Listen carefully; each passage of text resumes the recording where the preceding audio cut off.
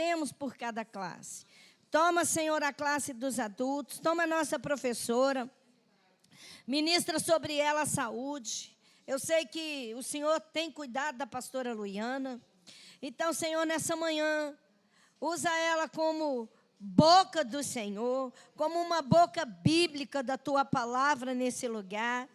E que cada um possa tirar lições da ministração dessa manhã, dessa aula. Senhor, em nome de Jesus, te louvamos por cada vida que adentrou a essa casa de oração, por cada vida que, aleluia, que escolhe nessa manhã chegar e receber a palavra, porque uma palavra liberada do Senhor pode mudar sentença, pode mudar a vida, pode mudar a família, pode mudar gerações. Então, Senhor, nós oramos e já te agradecemos em nome de Jesus. Amém.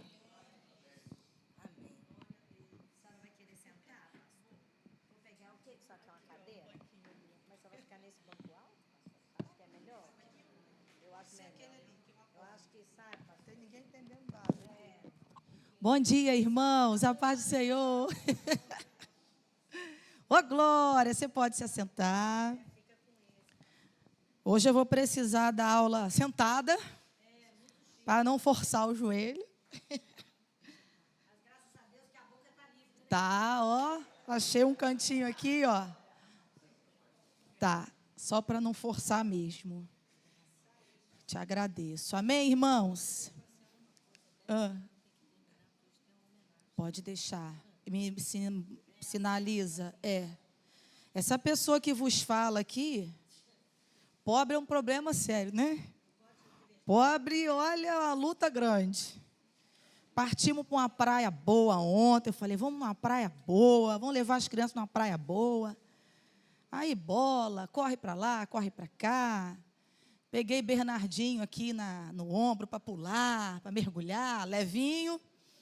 Aí Davi com aquela carinha de cachorro caiu da mudança, né? Com aquela carinha. Aí vem cá, Davi, sobe. Davi parrudo, pesado. Dentro da água, o impacto é menor, mas não foi. Quando o bichinho subiu aqui, que foi, eu fui no fundo. E o joelho direito, plau, dentro da água. E eu estou aqui disfarçando, como se nada fosse, né? Tal, puxa daqui, puxa de lá, puxa de cá.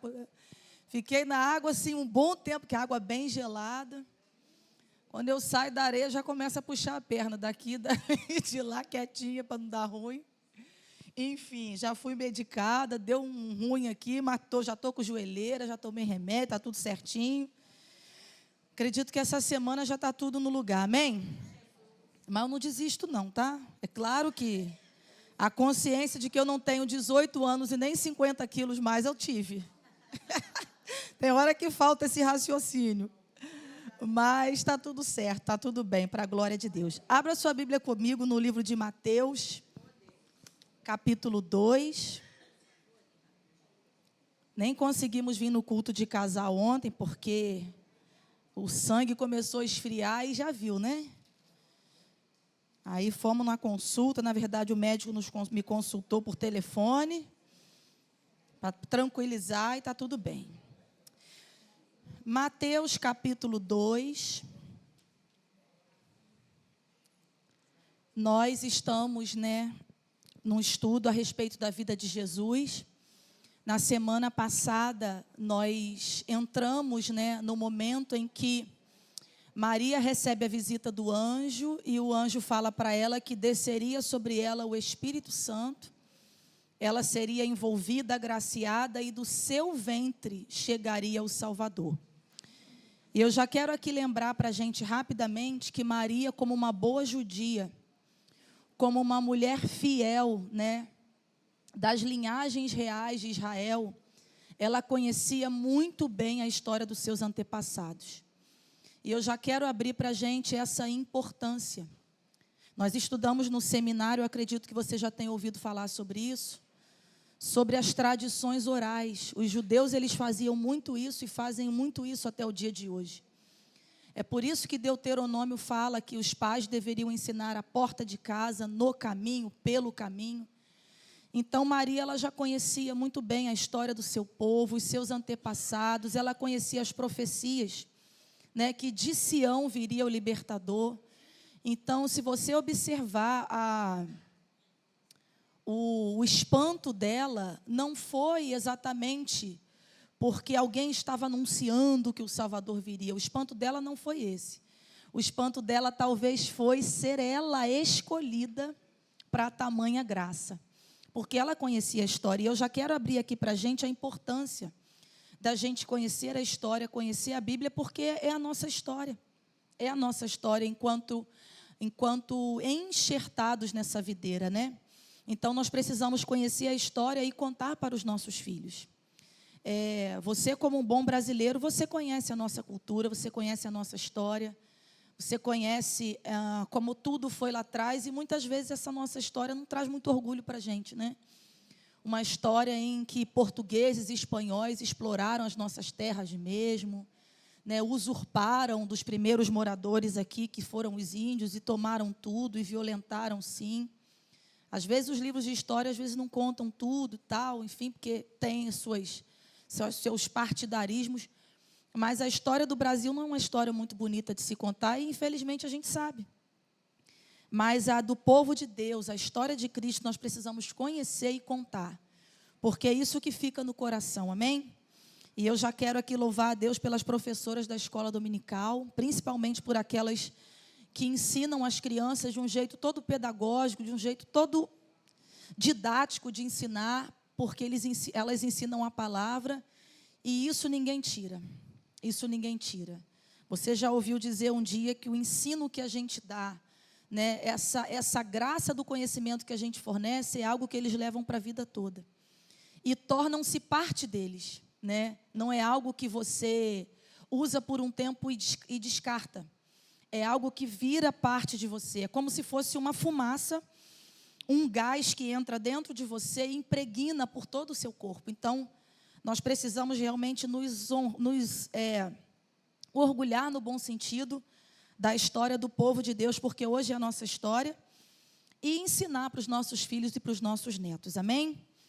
Então, aqui em Mateus 2, nós estamos falando sobre os magos do Oriente, né? A partir do versículo 1. Logo em seguida, a fugida para o Egito, a matança dos inocentes. Depois, a volta do Egito. Nós estamos falando aqui exatamente no momento em que Maria e José entendem que o que estava para acontecer na vida deles vinha da parte de Deus, e eles voltam para a sua vida normal e seguem em frente. Também já quero abrir algo aqui para a gente, porque a gente tem mania de espiritualizar tudo. Por sermos de Deus, pessoas de Deus, que falamos em nome de Deus, que trabalhamos para Deus, a gente acha que a gente não vai passar sufoco, né? Já quero aqui abrir também a respeito do pastor Rodrigo. Quem conhece sabe que é uma pessoa maravilhosa, uma pessoa de um coração assim enorme, né?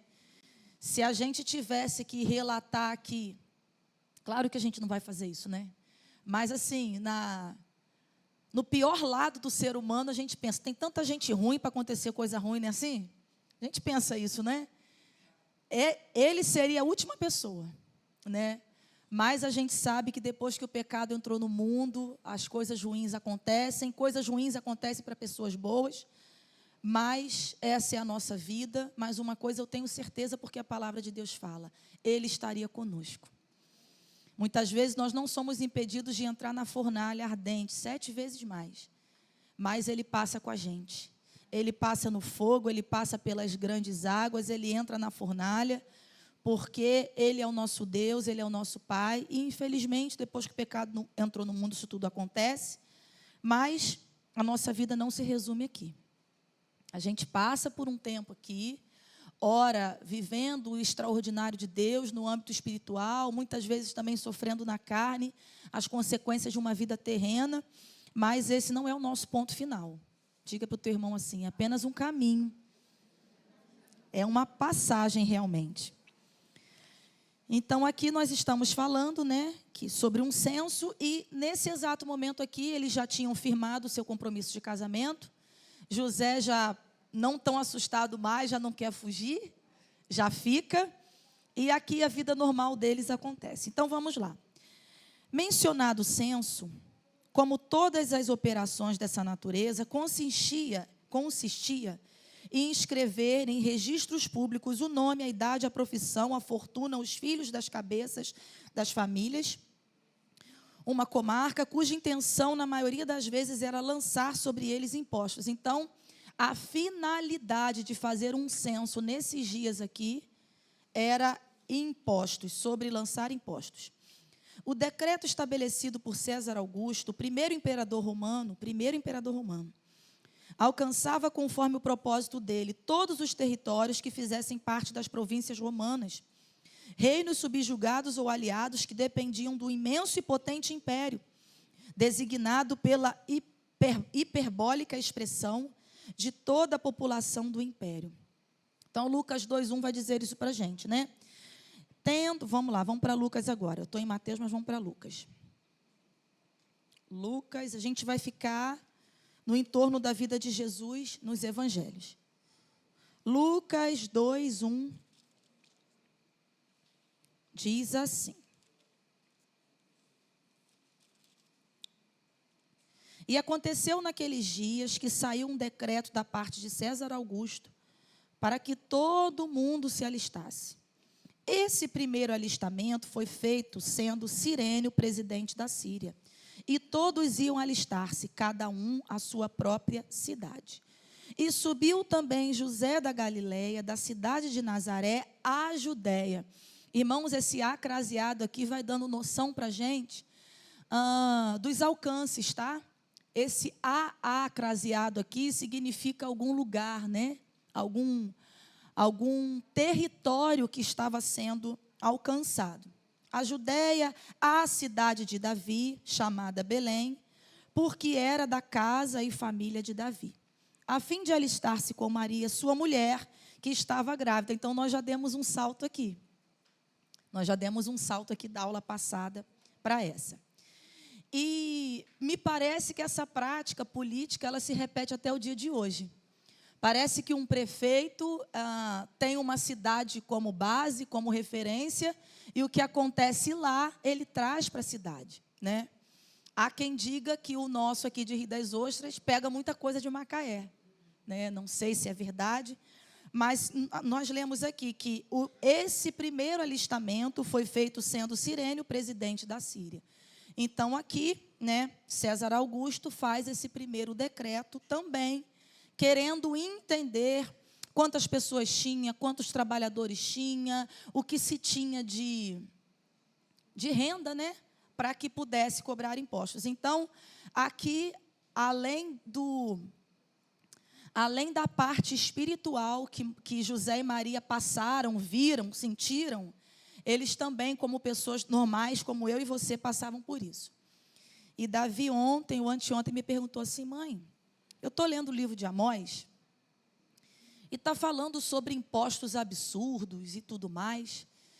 E por que Jesus fala lá na frente, dá a César o que é de César e dá a Deus o que é de Deus? E eu disse: Davi, nem todo o imposto deveria ser absurdo, porque a gente sabe que é como se fosse uma renda que aquela cidade gera, né, através dos contribuintes, para que ela possa sobreviver. Então, os fariseus chegam até Jesus e fazem essa pergunta, por quê? Porque na mente deles, tudo que vinha do Estado, tudo que vinha do império, era dessa forma. E achavam que Jesus iria descumprir a lei, que Jesus não iria fazer do jeito certo, e se lascaram. Porque Jesus disse: olha, vocês podem dar a César o que é de César, vocês devem fazer isso. Mas tem uma coisa: deem a Deus o que é de Deus. Então, eu trago essa palavra aqui para a gente também. Às vezes, a gente fica pressionado pelos encargos da vida, pelas responsabilidades da vida, e está dando a César o que é de César o tempo todo, porque se não der, tem punição. Mas Jesus está nos ensinando que a gente precisa cumprir com as nossas responsabilidades terrenas, mas também nós temos as nossas responsabilidades espirituais. E para quem está entendendo o que eu quero dizer, é uma vida com Ele, é uma vida sem a prática dos fariseus, porque eles eram o bicho para cobrar. Você tem que fazer assim, você tem que fazer assado, tem que ser assim, mas na vida deles não era. Então, Jesus ensina isso para a gente. Eu abri isso aqui porque nós estamos falando sobre essa dívida, né, para com o Estado. O decreto estabelecido por César Augusto, primeiro imperador romano, essa parte aqui já li. A expressão de toda a população do império. Ali também ele saberia quantas pessoas estavam sob o seu domínio. Um dia, Davi também, tentado a saber a quantidade de pessoas que estavam consigo para guerrear, fez um censo contra a vontade de Deus. E a Bíblia fala que essa conta veio alta. Porque esse censo aqui de Davi já não era para questão de impostos, mas era para saber se ele tinha condição e estrutura de ir guerrear contra um exército e vencer na força do braço. E eu já quero abrir aqui para mim e para você. Quem disse que para a gente vencer na vida, a maioria tem que estar com a gente? Quem disse que para a gente fazer valer um ministério, uma vida inteira de ministério, a gente precisa ter várias pessoas que estão dizendo para a gente o tempo todo: eu estou contigo, eu estou contigo, eu estou contigo. Isso, biblicamente, Deus até desaprova. Porque a gente sabe, pela luz da palavra, que é o seguinte: eu com Deus sou maioria, você com Deus é maioria. Mas na força do braço, na capacidade humana, a gente não pensa assim. A gente quer recrutar, a gente quer reforço, a gente quer pessoas do nosso lado para a gente vencer. Mas diga para quem está do seu lado: Deus com você é maioria. Por isso que a Bíblia fala: uns confiam em carros, outros em cavalos, mas nós confiamos no nome do Senhor. Amém? Agora nós vamos falar sobre Belém. Você pode pensar assim, gente, quando a gente lê a Bíblia assim rapidamente, sem pegar todas as partes, as coisas não ganham muito sentido. Mas depois que a gente faz um estudo, mergulha, você vai percebendo. Tem aqui já, obrigada. Você vai percebendo que cada informação traz para a gente grandes informações por trás. Belém, aldeia ilustre na história de Israel. Por que uma aldeia ilustre? Você já leu lá, Belém, Belém, Belém Efrata, Belém.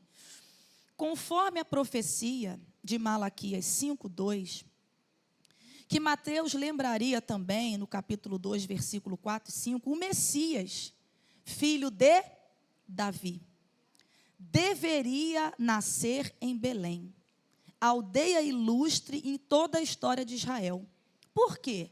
Porque o próprio Davi havia nascido nela. E ali tinha residido tanto ele como a sua família. Essa informação está em Samuel 15, 16, 17, 18. Longe estava Augusto, César Augusto, esse imperador, de suspeitar que ao lançar esse seu decreto, ele serviria exatamente de instrumento da providência divina para o cumprimento daquela profecia. As pessoas podem não saber, mas todas as coisas contribuem ou cooperam para o bem daqueles que amam a Deus. Fazendo bem ou fazendo mal, essas pessoas estão nos empurrando para o nosso propósito. Se eu fosse você, se vier à sua mente agora alguém que te fez mal, alguém que te prejudicou, alguém que te deixou mal, que você agora liberasse essa palavra e dentro do seu coração você dissesse: obrigado, Judas, porque você me empurrou para o meu propósito. Porque talvez se você não tivesse me empurrado para o meu propósito, eu estaria na mesma situação até hoje. E essas coisas, irmãos, pasmem, nos fazem crescer. Porque muitas vezes nós queremos e buscamos zona de conforto o tempo todo. Ninguém nos confronta, ninguém nos perturba, ninguém nos desafia a coisas maiores. E às vezes são por causa dessas coisas que a gente vê o quanto forte a gente é. O quanto resiliente a gente é. Então esse homem aqui, movido por uma intenção nada boa, estava empurrando aqueles profetas lá atrás, que nós estudamos aqui nas aulas anteriores, que a profecia se cumprisse exatamente naquele lugar, em Belém, na cidade de Davi. Oi? Samuel, 1 Samuel 15, 16, aqui são os capítulos, tá? 15 todo, 16, 17 e 18. De nada. Ó, deixa eu falar algo em primeira mão aqui para vocês, que eu vi Lília ali, lembrei. Essas aulas aqui eu estou montando, pegando um livro daqui, outro livro dali, a Bíblia. E a minha intenção é que isso vire uma revista futuramente. Alguém já me perguntou aqui, pastora, dá as referências, dá o livro que você está usando. Eu falei, é uma miscelânea total aqui. Então, estejam orando para que esses estudos, graças a Deus, está ficando gravado, né? Vai facilitar para a gente produzir uma revista sobre a pessoa de Jesus, assim, com todos os detalhes. Amém? E também já quero aqui me desculpar, porque vocês, como eu, devem saber como é rica a história de Jesus. Então, assim, não tenho como retratar tudo, embora esteja tentando os pontos, assim, que eu vejo que é muito importante. Mas, assim, é bem difícil a minha missão aqui.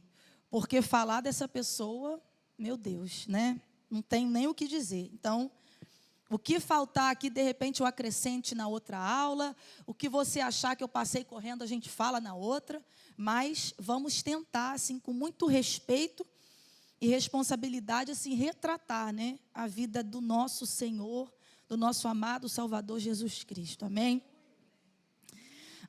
Então, longe ele estava de suspeitar que, ao lançar esse decreto, ele estava servindo de instrumento de providência divina para o cumprimento daquela profecia. E assim são admiráveis os caminhos do Senhor, tanto em suas sofisticações, como na sua plena simplicidade. Ele serviu do edito do imperador pagão para conduzir Maria e José a Belém, a fim de inserir o seu filho em todo o cenário da história universal. Que contraste! De um lado, o poderoso chefe de um império romano. Do outro lado, um menino que ia nascer de uma humilde mulher de Israel em uma pobre estrebaria. Contudo, aquele pequeno menino triunfaria sobre aquele imenso império e um dia submeterá o mundo todo às suas leis. Você crê nisso? Eu creio porque a Bíblia fala que todo joelho vai se dobrar e toda língua vai confessar que Jesus é o Senhor. Se você vê alguém com coração duro, não crê em Jesus, por falar nisso, quem aqui viu um vídeo de uma criança na escola falando horrores a respeito da sua família, de Jesus? Terrível, né? Eu recebi esse vídeo, eu segurei de passar para vocês, porque tem muito palavrão vindo da boca de uma criança. E é muito triste. Essa criança, me parece que ela tem uma crise dentro da sala, ela tem um problema, para quem não viu esse vídeo. Depois, se você quiser, eu passo no particular para você. E ela é levada à direção da escola e lá ela começa a gritar, uma criança assim, ó. Eu acho que deve ter uns 6, 7 anos. Eu odeio minha família, eu vou matar meu pai, minha mãe, minhas tias, todo mundo. Eu vou entrar nessa escola, vou matar todo mundo. Eu odeio Jesus, eu amo o diabo. E Jesus é um filho. E aqueles palavrões todos da boca de uma criança. Irmãos, eu vi uma criança extremamente endemoniada ali. E assim, o que ela fala é uma blasfêmia atrás de outra. Isso é muito sério. Então, a gente vê realmente como o diabo está desesperado, sabe? Em tentar dar os seus golpes finais, porque a gente está acompanhando aí o segmento de Lucas, né? De Mateus, a respeito das profecias de Jesus. A gente sabe tudo o que está acontecendo. Então, é muito triste. Então, estejam orando realmente pelas crianças, né? Pelos pais também que precisam, antes de querer dar exemplo, precisam ser o exemplo, né? E eu falo para vocês, e essas crianças vão entrar na igreja. E nós precisamos realmente ter muito de Deus para cuidar delas, porque, na verdade, só a gente tem. A escola tem um conhecimento, a escola tem um currículo, mas nós temos a autoridade de Jesus Cristo para repreender esse tipo de coisa. E como já foi pregado aqui há uns dias atrás, se a gente perder essa autoridade, a igreja pode fechar as portas. Porque Jesus veio para libertar quem estava aprisionado, para curar os cativos, né, libertar esses aprisionados. E essa missão Ele deu para a gente. Amém, gente? Então, depois, se você quiser ter a triste experiência desse vídeo, você me pede que eu te passo. Mas é triste, é muito triste de ver. Fora os palavrões, né? Então, que contraste, né? De um lado, um império poderoso, através desse homem, e de outro, uma criança nascendo, que iria submeter o mundo às suas leis. Conforme o direito romano, quando surgia um decreto de recenseamento, era costume que cada um se inscrevesse no lugar onde residia. Mas para os judeus, conforme os antigos costumes que os romanos tinham, todo o cuidado de respeitar, esses dados deveriam ser apresentados nas localidades onde a família de cada cidadão tinha sua origem.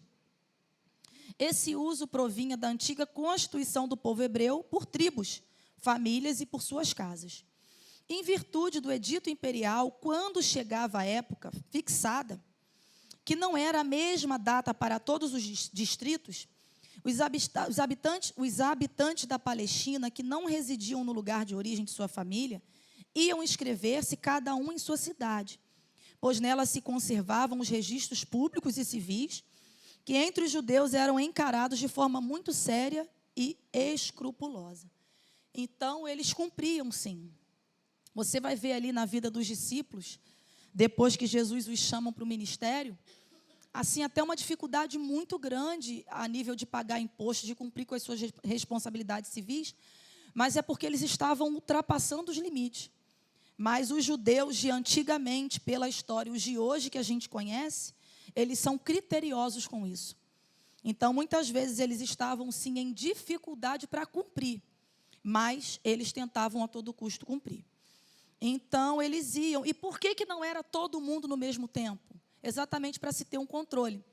Não se tinha um sistema informatizado como hoje, que alguém faz um registro em Curitiba e já chega em Rio das Ostras em poucos segundos. Não. Então, era designado, né, por habitantes, por localidade, e, no final das contas, fazia aquela contagem toda e se tinha noção, né, do povo que estava ali sobre aquele território. E, nesse período, chegada a vez da casa de José, que agora José respondia por sua esposa Maria, né, e pelo seu filho adotado, né, fraternalmente, Jesus, eles sobem da Galileia para a cidade de Nazaré, como nós lemos, e vai subindo a Judéia, a cidade de Davi chamada Belém, porque José era da casa e da família de Davi.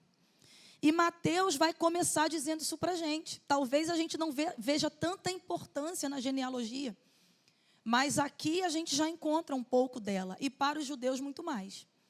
Quem pode abrir Mateus aí? Mateus, capítulo 1, versículo 1. Enquanto isso, eu tomo uma aguinha.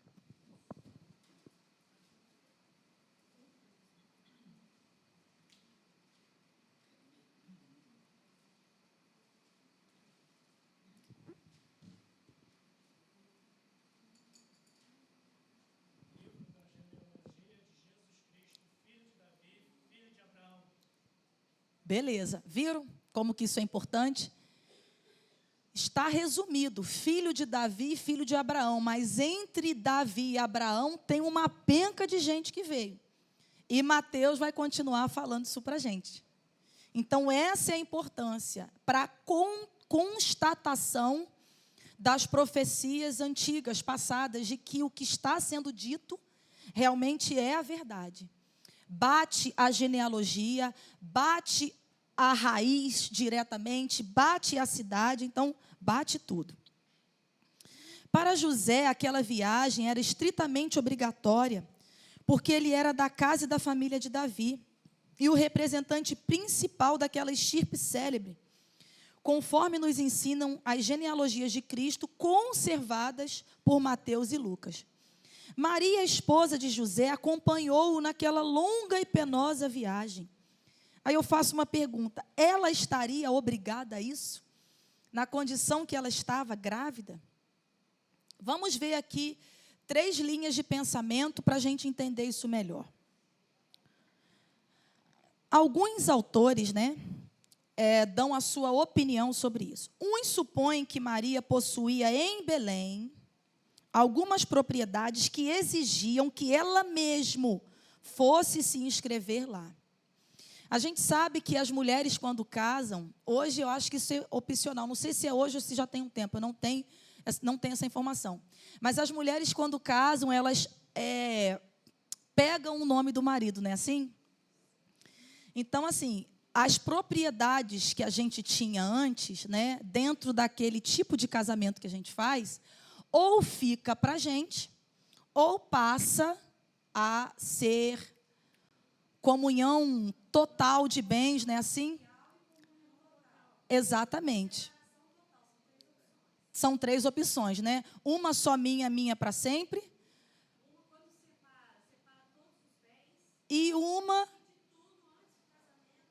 E aquela que o que é seu antes fica sendo seu e acabou. Constrói, caso aconteça algum problema, fica isso tudo muito bem dividido, não é assim? Mas essa primeira sugestão, ela não bate muito, por quê? Nós vamos ver aqui. Mas essa hipótese não justifica a dificuldade que ela experimentou para achar um local onde pudesse se abrigar. Se ela tinha propriedades, ela não precisaria ficar batendo de porta em porta para ser aceita, a menos que essa criança tivesse a segundos de nascer. Mas o que a Bíblia fala para a gente sobre o local do nascimento de Jesus? Foi numa estrebaria, trazendo hoje num curral onde vivem os animais. Então, se ela tinha propriedade, ou estava muito distante, né, de Belém, ou realmente não tinha, né? Eu fico na segunda, ela não tinha. Outros acreditam que a presença dela era necessária, porque Maria também pertencia à família de Davi. Mas entre os judeus, as mulheres não tinham necessidade de inscreverem-se diretamente. Os maridos a faziam por elas e pelos filhos. O evangelista diz que José subiu a Belém a fim de alistar-se com Maria, sua mulher, que estava grávida.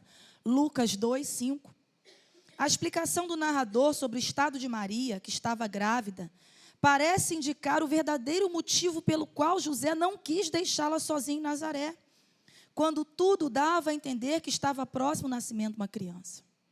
Os homens que aqui estão, quando as suas esposas estavam grávidas, já próxima do nascimento, o que você pensa em fazer e a família te instrui a fazer? Fica perto. Não sai de perto, né? Já fique preparado. Então, assim, eu acredito que esse foi o intento de José, como um cabeça de família, como um homem responsável por aquela família. Ele pensou, não, eu vou, e é mais seguro que você vá comigo, para que eu possa cuidar de você. Os homens que aqui estão, levanta a sua mão. Vocês são os sacerdotes da casa de vocês. Vocês receberam essa responsabilidade de Deus de fazerem isso. Eu sei que muitas vezes, no auge da nossa rebeldia enquanto mulher, a gente quer fugir da profecia de Gênesis lá atrás. E o seu desejo será para o seu marido e cabe a ele te dominar. Isso não é uma coisa boa. É uma grande realidade que isso veio como uma sentença. Mas, como eu já disse aqui muitas outras vezes, nós não nos movemos por moda, por segmentos, nada disso. Nós precisamos ser bíblicas. Então, se o Senhor está dizendo para a gente que essa responsabilidade, é por isso que ganha-se um nome. Porque aquela mulher, diante da sociedade, ela está carregando um nome. Ela não é mais uma pessoa que ninguém responde por ela. Cadê as esposas aqui? Levanta a mão, por favor. Deixe o seu marido ser o sacerdote da sua casa. Ah, mas ele é parado. Ele é parado porque tem alguém que faz tudo por ele, até eu. Se tem alguém que quer fazer tudo por mim, eu vou sentar e vou descansar. Vou pendurar uma rede, pegar uma aguinha de coco e vou ficar ali até o mundo acabar em barranco, para eu ficar encostado. Então, muitas vezes, a gente só não sabe respeitar o tempo do outro.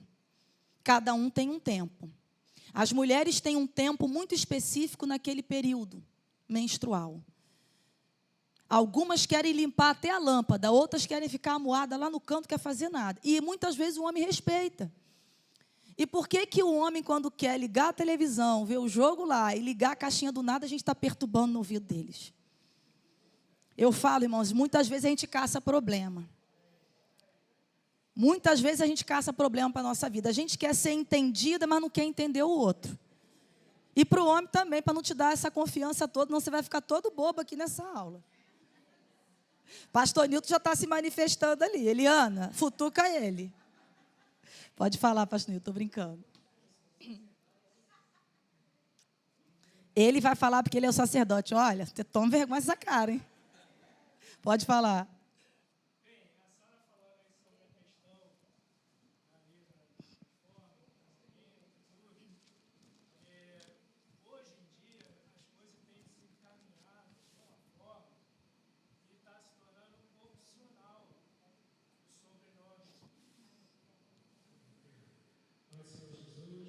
Amém. Eu, como estava dizendo, sobre a questão do sobrenome, está se tornando ultimamente opcional. E está uma onda tão grande de divórcio, né, que a gente vê que antes, no casamento, um jurando ali amor eterno, né, para sempre, um para o outro, era meu bem para cá, meu bem para lá. A coisa está tão feia que agora é meus bens para cá e você para lá. Então, só Jesus mesmo. É verdade. Em nome de Jesus. E só para complementar, porque a senhora fala que sobre Jesus é a luz do mundo. Então, em nome de Jesus, que a gente siga cada vez mais para perto dessa luz. Exatamente. Porque o mundo jaz no maligno e é trevas puras. É verdade. Então, e nós temos um manual, né, pastor Nilton, que é a Bíblia, né? Exatamente. Esse manual é atemporal, né? Ele é atemporal. Então, se realmente a gente quiser seguir modinha, tendência, a gente está lascado. A gente só vai se afastar da palavra de Deus. Amém, irmãos? É isso. Não se sinta ofendido quando eu falo essas coisas. Mas é porque é bíblico. E se é bíblico, nós precisamos fazer. Amém? Na região de Belém, aqui a gente vai falar agora sobre o local específico, tá? Na região de Belém, são abundantes as cavernas naturais formadas pela grossa camada calcária que constitui o solo.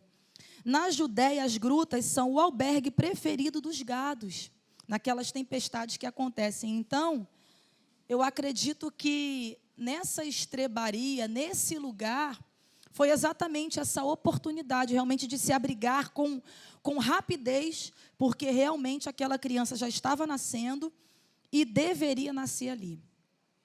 E é tão certo, é tão com propósito esse nascimento, que você vai observar que tem uma estrela guiando, essa estrela para no lugar certo, tem os pastores ali pastoreando na madrugada, e esses pastores são avisados. Então, não foi algo corrido, ele teve que nascer aqui porque estava às pressas, não.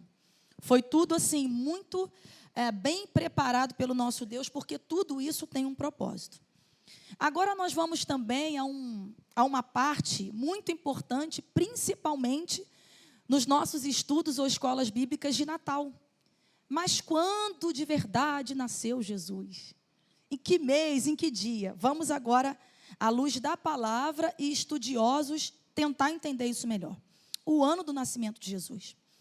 Qual teria sido o ano do nascimento de Jesus Cristo?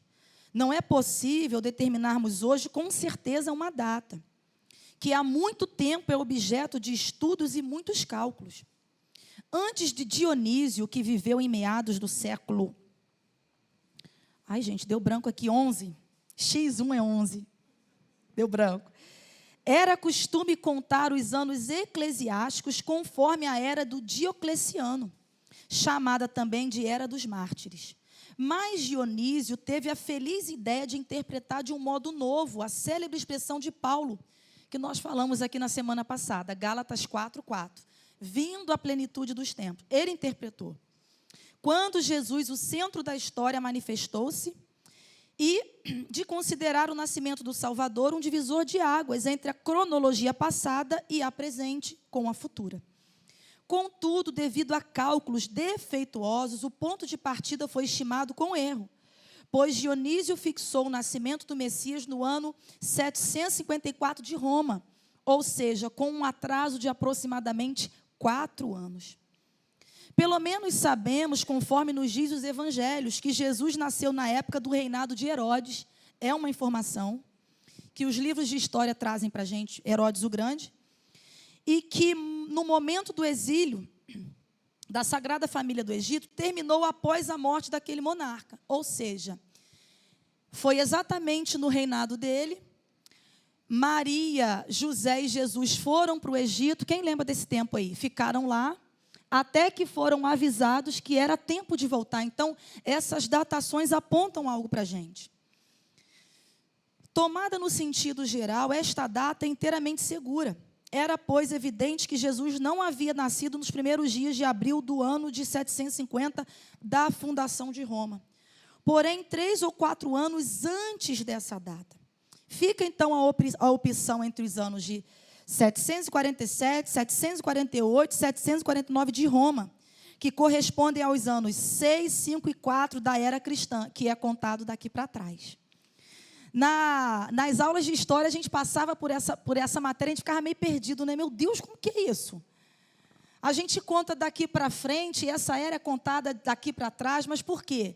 Porque Jesus mudou o calendário. Havia-se uma contação, mas a partir do seu nascimento, da sua chegada, o calendário tomou uma nova forma. Você pode dar um glória a Deus por isso?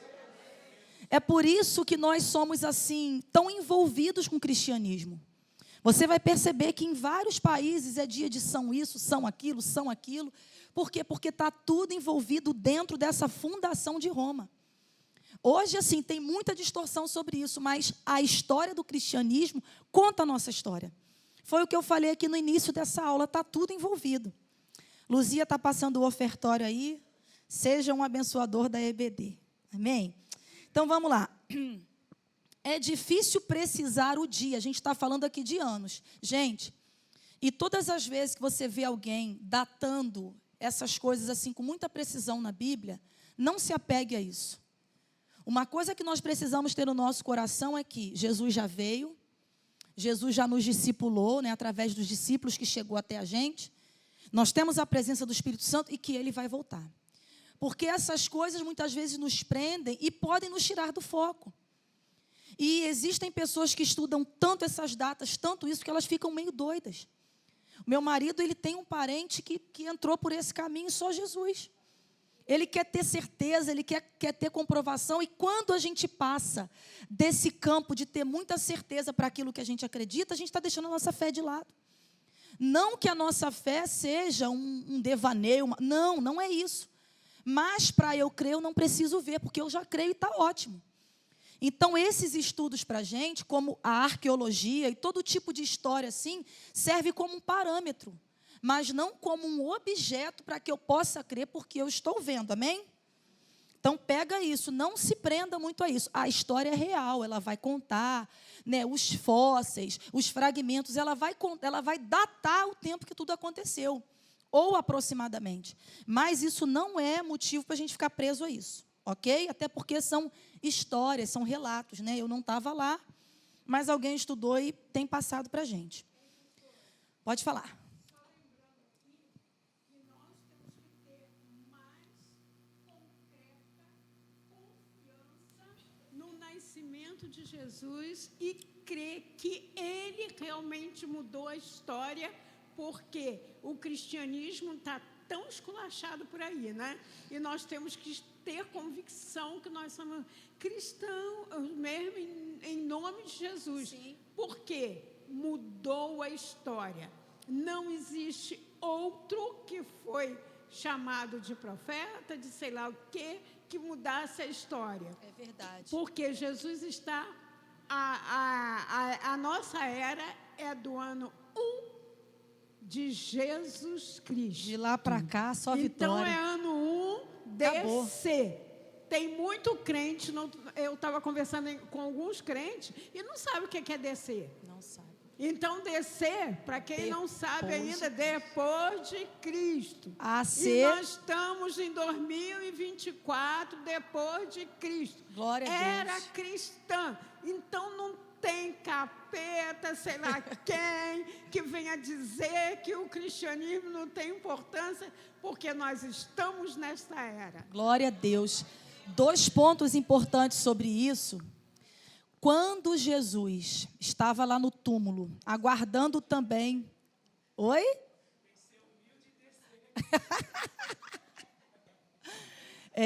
Quando Jesus estava lá no túmulo também, né, aguardando o 3º dia, né, como a Bíblia fala, ao 3º dia esse templo será reerguido, há uma profecia sobre isso. Qual foi a conversa ali dos romanos? vamos dizer que não é ele, que ele não ressuscitou. Ou seja, vamos mentir que o único que mudaria a história não é o que as pessoas pensam. Então, eles tentaram, assim, armar um plano para dizer que Jesus tinha fugido dali, que ele não tinha chegado. Ou seja, eles queriam inventar qualquer coisa que não comprovasse que Jesus havia ressuscitado. E de tempo em tempo, situações como essa se levantam. Você quer ver uma outra coisa? Eu disse duas, essa é a primeira e a segunda. Quando a gente fala do final dos tempos, a gente se prende muito a guerras e rumores de guerra, a gente se prende muito em peste, fome, etc. e tal. Mas você quer ver uma evidência infalível sobre a chegada do Filho de Deus novamente a este lugar, o seu retorno? Os falsos profetas e os falsos cristos. A Bíblia fala diretamente na lata: falsos cristos se levantarão. Pessoas que vão dizer, eu sou o Cristo. Então, é por isso que a gente fala que nós estamos vivendo Mateus ali, os finais de Mateus e Lucas, mas ainda não é o fim. Por quê? Porque tem guerra, tem rumor de guerra, tem peste, tem praga, tem pandemia? Tem. Mas aquele que fala, eu sou o Cristo, ainda não está tão abertamente. Então, você fica tranquilo. Mas quando eu fico tranquila? Quando eu tenho conhecimento da palavra. Você pode ler lá, nos evangelhos, vai falar abertamente. Falsos profetas, que a gente sabe que tem, e falsos cristos. É diferente. O falso profeta, ele fala falsamente em nome de Deus. Mas o falso Cristo, ele vai dizer que ele é o Cristo não sendo.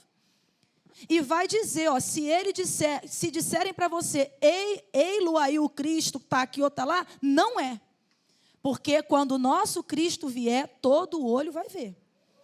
Porque ele virá nas nuvens com poder e grande glória e todo olho vai ver. Não tem como esconder. Então, tentaram inventar uma desculpa a respeito do corpo dele, mas do retorno dele não vai ter como. Ó, diga para o teu irmão assim, até o cego vai ver. Vai, tem jeito. Então, nós estamos aqui, né, falando sobre esse período, já estamos acabando. Sobre esses detalhes. Agora, um detalhe também muito importante, né? A adoração dos pastores. Enquanto José e Maria estavam prostrados amorosamente ao lado da manjedoura, ninguém suspeitava que em Belém acabara de acontecer o maior evento que a história da linhagem humana registra. Mas Deus não quis que seu Cristo permanecesse naquele momento sem outras testemunhas e outros adoradores, além da sua mãe e do seu pai adotivo. Sabe quem foram os primeiros que os anjos revelaram o acontecimento daquela nação, né, teocrática, para quem antes de tudo o Messias havia nascido, conforme repetem frequentemente os escritores sagrados? Foram escolhidos para ouvirem essa primeira boa notícia, entre os sacerdotes e os sábios, os pastores. Não eram mais que humildes pastores, ainda que cheios de fé e pertencentes àquela porção escolhida do judaísmo, cujos ardentes anelos pela vinda do Redentor já foram mencionados. Desta maneira, as piedosas homenagens deles estariam mais em harmonia com o humilde menino Deus. 1 Coríntios 1, 27 ao 29. Na Palestina, não é raro que a temperatura torne-se suave nas noites de primavera. Aqui já abre outro ponto para a gente. Pastores pastoreando pela madrugada. Provavelmente não era no inverno. E nós comemoramos hoje, né, a questão do Natal quando? O bom velhinho aí fora, ele está num trenó, até onde a gente sabe é uma carruagem que anda pelo gelo. O Brasil não tem gelo. Então, como que a gente faz essa homenagem, né, a Jesus nesse período? Não considerando o período. Entendendo o seguinte, ele nasceu. Porque em alguns países, você pode não se lembrar disso, quando é uma estação aqui, é outra em outra estação. Exatamente por causa do... Ó a aula aí, olha a aula aí. O globo que está girando, né, no movimento de rotação e translação. Ah, gostou, né? Não me pergunte mais, porque eu não me lembro. Para ali, não estica. Então, conforme a tradição, eles estavam a leste, a uns 2 quilômetros de Belém, onde apacentavam suas ovelhas em uma fértil planície, abundante em excelentes pastos. Inesperadamente, apareceu-lhes um anjo. Gente, por que apareceu aos pastores? Hoje a gente entende. Porque os pastores precisam ter a revelação de Jesus Cristo e passar para as pessoas. E foi o que eles fizeram. Lucas chamou-a de glória do Senhor. A expressão é também usada em várias passagens do Antigo Testamento. Apareceu-lhes um anjo e eles foram envolvidos na claridade maravilhosa que normalmente acompanhava as aparições dos seres celestiais. Aquela luz, gente, nós estamos lendo Lucas aqui, tá? Se você tiver dúvidas sobre o que eu estou falando, se concentra aqui, porque a gente está falando do comecinho. Aquela luz deslumbrante, aquele aparecimento repentino do anjo, deixaram os pastores cheios de espanto. Mas a primeira palavra do mensageiro celestial foi para tranquilizá-los. Não temas, disse-lhes com bondade. Depois o anjo lhes transmitiu sua feliz mensagem, porque eis que vos trago grandes novas de alegria, que será para todo o povo, pois na cidade de Davi hoje nasceu o Salvador. Que notícia mais alegre, mais consoladora. Poderia haver para os judeus, um povo especial, uma notícia melhor do que essa? Outros salvadores, entre aspas, Deus já lhe havia enviado nas épocas da grande aflição, 1 Samuel 10:1. Mas o que eram eles em comparação à pessoa do nosso Senhor Jesus Cristo? É digno de observar a associação desses dois títulos, e especialmente no segundo. Podemos perceber a indicação da divindade do Messias. Com premeditado desígnio, o anjo referiu-se à aldeia de Belém como a cidade de Davi, pois ela acabava de ser o lugar do nascimento do Redentor. A linguagem falada aos pastores não era menos clara do que a que Gabriel usara ao falar a Maria. E faz uma definição muito boa, né, sobre o nome Messias, né, o popular nome Messias.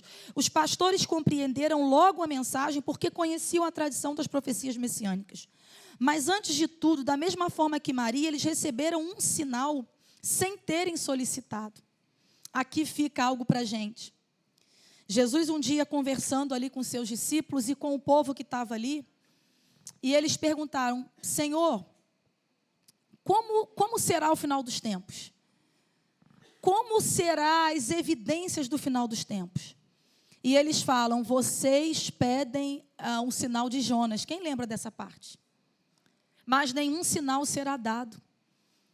O que seria esse sinal de Jonas que Jesus estava se referindo quando eles pediam evidências claras de situações para eles crerem mais? Jesus estava dizendo para eles: olha, que aquilo que foi revelado ao coração de vocês, que aquilo que foi dito, fica nisso. Por quê? Porque Jonas foi para Nínive. Jonas primeiro não queria ir para Nínive. Por quê? Porque aquele povo era um povo ruim, ele achava que aquele povo não ia aceitar, mas ele caiu do cavalo. Porque aquele povo aceitou e aceitou bem. E se você ler a história de Jonas, vai dizer que toda a cidade recebeu aquela mensagem.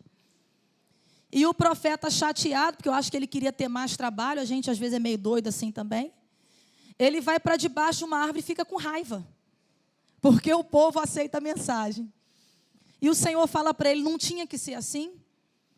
Então esse é o sinal: uma cidade ruim, uma cidade pecaminosa, uma cidade que tem um coração duro, com uma mensagem, uma campanha evangelística, toda aquela cidade se converte.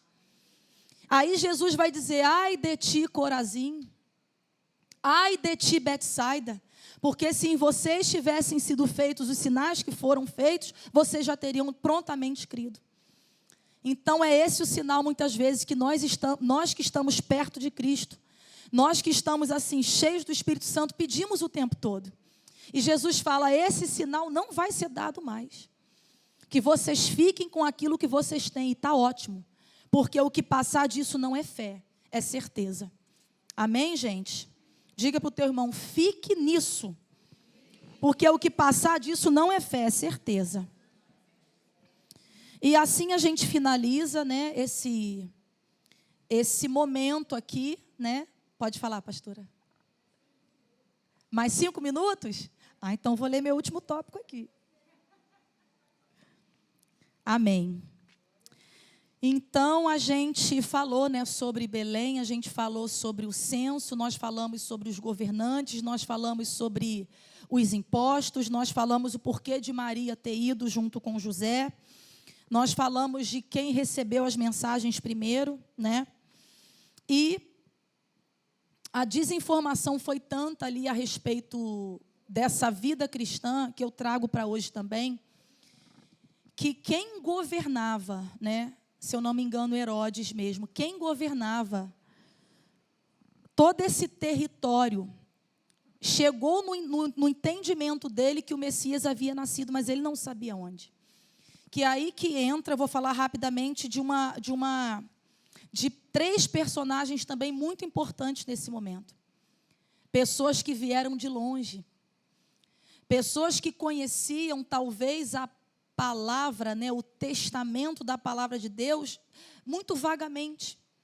Essas pessoas vieram de longe e prestaram homenagens, prestaram adoração, prestaram devoção e rendição àquele pequeno menino que por eles ainda não havia feito nada.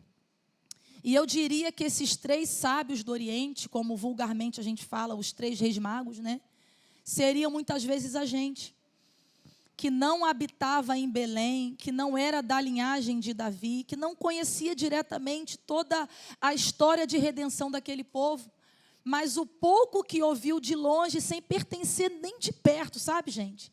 Qualquer tipo de parentesco que nos possibilitava a ter uma vantagem, né? Como a gente vê na Bíblia aqui, porque eu sou descendência de Abraão, eu sou linhagem de Abraão. Jesus cai de pau nesse povo, porque não adianta ser descendência se o coração não está ali. Então, a gente vê claramente que os sábios do Oriente fazem isso. E eles usam de sabedoria. Quando aquela caravana está vindo, o governante olha e fala assim, de repente está indo para lá. Vamos inquiri-los. E inquire aquele povo. E aquele povo fala, ó, nós estamos indo, e enfim, ok, disfarça daqui, disfarça dali, chega.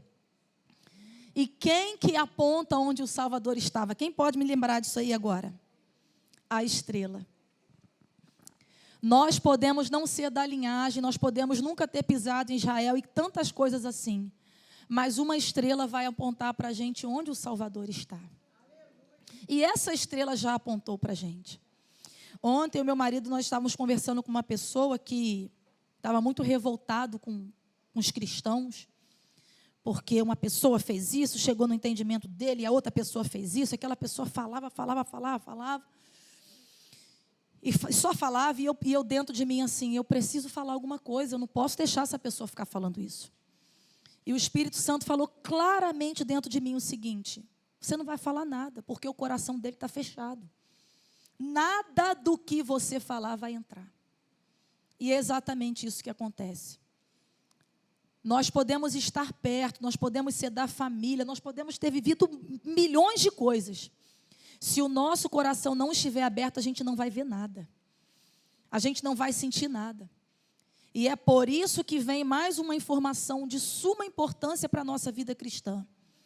Não é pela força e não é pela violência, é pela ação do Espírito Santo. O Espírito Santo é quem nos convence do pecado, do juízo e da justiça. A missão do Espírito Santo é nos levar, através da pessoa de Jesus Cristo, um arrependimento. E depois do arrependimento, uma mudança de vida. Então, muitas vezes a gente crê por um tempo, mas descrê no outro, porque a gente não se arrependeu e não mudou de vida. E quero te lembrar, só há mudança de vida se houver arrependimento, porque senão é remorso. É aquele sentimentozinho que o nosso coração fica meio esquisito, você fica uma noite sem dormir preocupado, mas depois está fazendo tudo de novo. Então, a obra de Cristo é espiritual, é dentro do nosso coração. E eu finalizo por aqui dizendo que na próxima semana nós vamos falar da genealogia de Cristo. E depois dessa aula nós vamos entrar no ministério público de Jesus. Então, fala para o teu irmão, não falte. Tá bom demais, não tá, gente? Então, a obra realmente é no nosso coração. A tenda de Davi foi caída. O templo em Jerusalém foi destruído várias vezes. né? A arca da aliança desapareceu, mas o Senhor um dia disse que Ele não habitaria mais em templos feitos por mãos. E pergunta para o teu irmão assim, adivinha onde Ele está habitando hoje? É dentro de você. Então, que a gente preserve essa presença. Porque quando a gente perde essa sensibilidade, quando a gente desconsidera quem mora na gente, a gente se torna frio.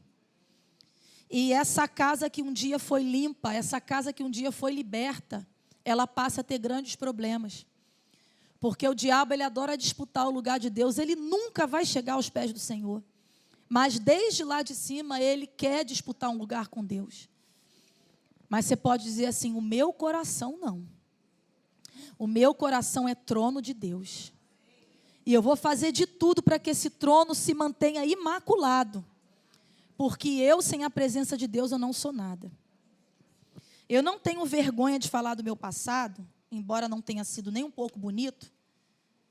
Mas eu me orgulho muitas vezes porque eu sei o que eu fiz, eu sei o que eu pensei, eu sei o que eu disse, mas sei também o que Cristo fez na minha vida. Então isso para mim é motivo de, de alegria. Mas se você parar para pensar um pouquinho no seu passado, você vai ver. Como mesmo diz a palavra, desgraçados, sem a graça. Pobres, cegos e nus. Vivendo assim, realmente perseguindo o pecado e se alegrando naquilo. Mas sabe quem sente essa repulsa que eu estou sentindo e faz essa carinha feia que eu e você estamos fazendo? É quem foi liberto de verdade. Porque quem não foi, não sente o mínimo de remorso. E é por isso que nós precisamos orar para que o Espírito Santo de Deus tenha liberdade no nosso meio. Para que os nossos cultos não sejam emocionais. Para que os nossos cultos não sejam movimentados por uma música boa, por uma palavra boa, que a gente sai daqui e a palavra foi boa, não. Para que o nosso coração saia cheio da certeza. Eu quero ser uma pessoa melhor. Eu preciso ser uma pessoa melhor. Levanta aí um cadinho para a gente finalizar. Fala para o teu irmão assim. Espera aí. Não sei o que ficou pior, o joelho ou a cãibra. Fala para o seu irmão assim, não fique com vergonha de chorar no culto. Não fique com vergonha de vir ao altar. Aqui é a nossa Belém. Aqui é a nossa casa de pão. Aqui é onde as verdades de Jesus nascem no nosso coração. Muitas vezes você não precisa de ninguém te apontando o seu erro, porque o próprio Senhor vai falar. Mas a diferença é se eu deixo Ele trabalhar. Olha para quem está do teu lado aí. Você vai ver uma pessoa perfumada, cheirosa e bonita. Vai. Mas olha, tem muita coisa aí e aqui que o Senhor quer trabalhar. E eu não sei você, mas eu dou liberdade para Ele trabalhar na minha vida. Porque aqui não é o meu lugar. E sem a santificação ninguém vai ver o Senhor. Fala para o teu irmão assim, bora santificar? Amém? Vamos orar? Obrigada, Senhor, por esse dia. Obrigada, Senhor, pela sua palavra. Senhor, nós não somos dignos do seu amor, Pai. Nós não somos dignos, Senhor, daquele sacrifício tão penoso naquela cruz. Senhor, não foi por causa do Senhor, não foi por causa dos seus pecados, não foi por causa das suas palavras, foram por causa das minhas. E o Senhor, por me amar, assumiu o meu lugar naquela cruz. E por causa disso, hoje eu tenho paz com Deus. Por causa disso, hoje, Senhor, mesmo diante de um passado de pecado, não há nenhuma condenação contra a minha vida. E só o precioso sangue de Jesus pode fazer isso. Obrigada porque o Senhor lavou as minhas vestes no sangue do Cordeiro, que tira o pecado do mundo. Que através das nossas vidas, muitas outras pessoas, Senhor, possam ter essa sensação maravilhosa de não ser mais escravo do pecado, de não ter mais domínio sobre a sua própria vontade, mas libertos pelo sangue poderoso do nosso Senhor Jesus. Nós te adoramos, nós te rendemos graças. Nessa manhã de Santa Ceia, venha lavar o nosso coração mais uma vez. Queremos ser mais uma vez, como foi perdido um dia lá no Éden, a imagem e a semelhança do nosso Senhor. Pelo primeiro homem nós caímos, mas pelo segundo homem fomos vivificados. E temos paz com Deus. Louvamos e engrandecemos o teu nome. Ajuda os meus irmãos, Senhor, que estão passando luta, que estão passando dificuldades, que estão sendo tentados pelo pecado. Mostra para eles que o Senhor é forte, que o Senhor é poderoso, que o Senhor tem o domínio e o governo, Senhor, de colocar todas as coisas no seu devido lugar. Abençoe a nossa liderança, abençoe o nosso pastor, abençoe essa escola dominical, abençoe as nossas vidas. E nós consagramos todo esse dia ao Senhor. Que o teu nome em todas as coisas seja glorificado e exaltado nas nossas vidas, nas nossas gerações e para todo sempre. Em nome de Jesus, amém. Dá uma salva de palmas bem forte ao Senhor.